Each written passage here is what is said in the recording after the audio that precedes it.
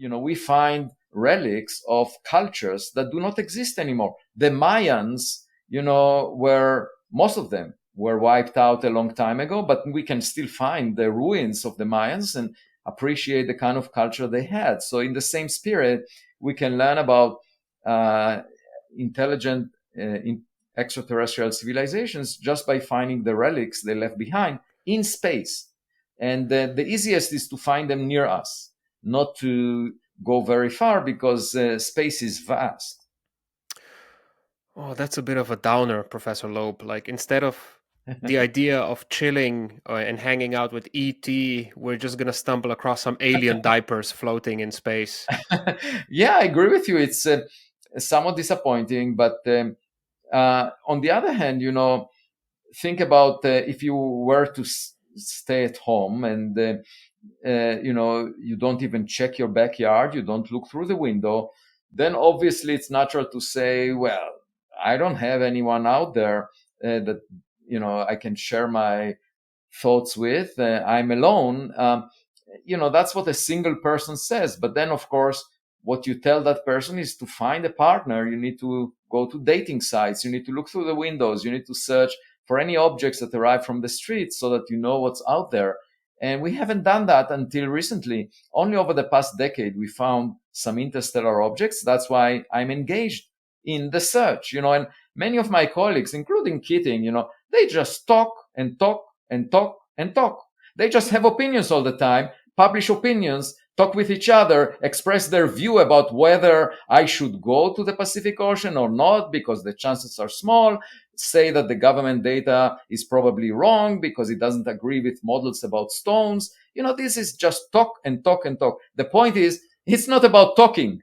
I mean, we've done talking since the days of Enrico Fermi, who said, where is everybody? Very pretentious, to say, sit in Los Alamos for lunch and ask, where is everybody? Like, what do you expect them to come with you to lunch at the time that you're having lunch in Los Alamos, 1950? That's exactly what you want them to do. Why would they do that? First, you are not that important. Second, space is vast. Time is very long, measured in billions of years. What's the chance that they would be exactly there, exactly at that time for you to witness it?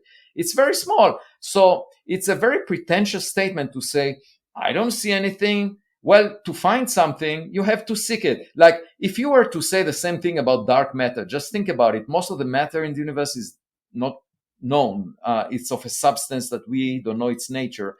Right. And so we've been searching actively. We spent billions of dollars to look for it. But nevertheless, just imagine the same attitude, okay? Saying, I look around, I don't see the dark matter. Maybe there is no dark matter. Where is the dark matter? Why don't I see it? Well, that's the whole point, that you have to search for it to find it. Things that are obvious, like birds, like stones, like rocks, these are things we know about. But then there are other things. Then the universe is not made just of birds and stones, things that you see very often. It's not, okay? And you have to search for those things that are more difficult for you to observe. And that includes objects that are smaller than a football field within the orbit of the Earth around the sun. We can't see with our best telescopes objects that are smaller than a football field through the reflection of sunlight. We can't see that. So there could be millions. In fact, there are millions of objects like the meteor from 2014 that I went to search for.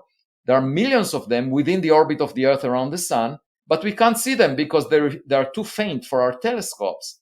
So just saying, where are these objects? Well, you have to develop a giant telescope to see them if you want to see them. But you can't just say, I don't see them with my naked eye, because your naked eye is unable to see that thing. So the only way to find such meteors as of now is by the fireball that they create when they collide with Earth. And that happens once per decade.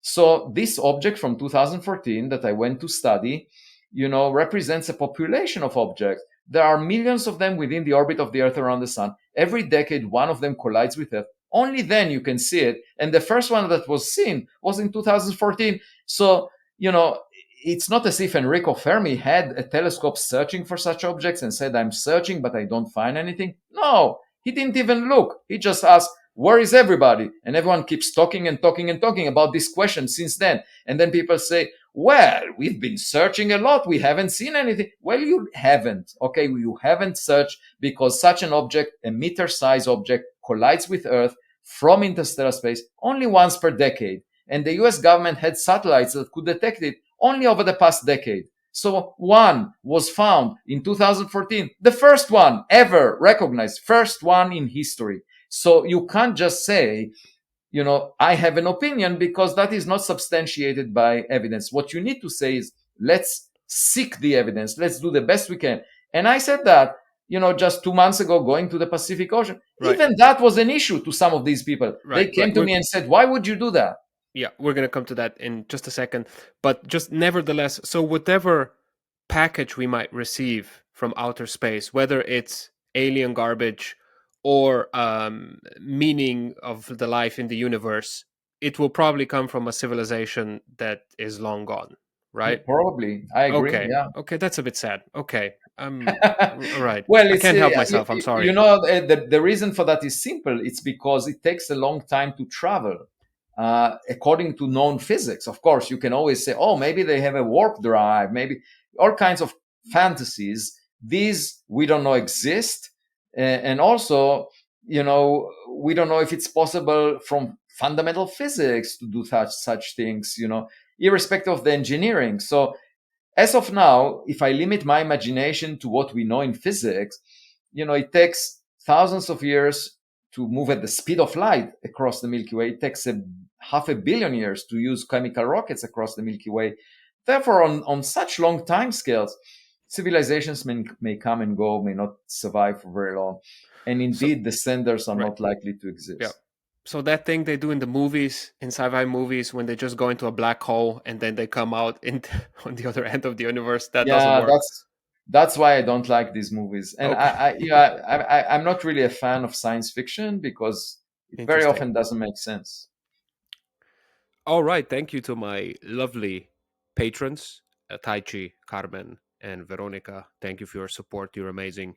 If you want to support Eurotrash too, you can do that. Just go to Patreon and find me there. Right. Thanks again.